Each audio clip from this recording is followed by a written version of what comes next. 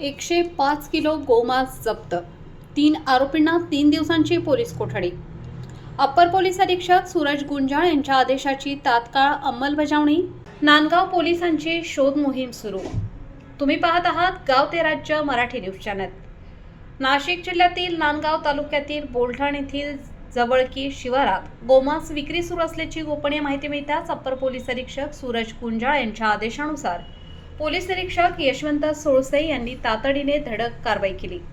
घटनास्थळी पोहोचताच काही महिलांनी गर्दी करून वातावरण चिघळवण्याचा प्रयत्न केला, मात्र परिस्थितीवर नियंत्रण ठेवत पोलिसांनी 105 किलो संशयित गोमांस, तराजू, काटा, कुऱ्हाड, सुरे, चाकू, लाकडी ओंडके आणि इतर साहित्य जप्त केले।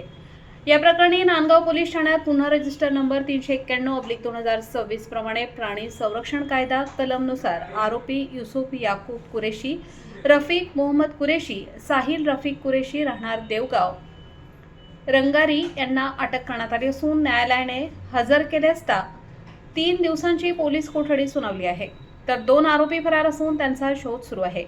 या कारवाईत पोलीस निरीक्षक यशवंत सोळसे, पोलीस हवालदार केशवराव सूर्यवंशी, पोलीस शिपाई रमेश सानप, श्रीखंडे, सरकारी पंच आणि पशुवैद्यकीय अधिकारी सहभागी होते।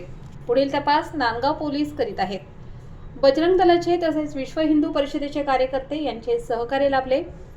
या कारवाईमुळे तालुक्यातील चोरी छुपी, घरगुती, अवैध कत्तल करणाऱ्यांचे धाबे दणाणले आहेत।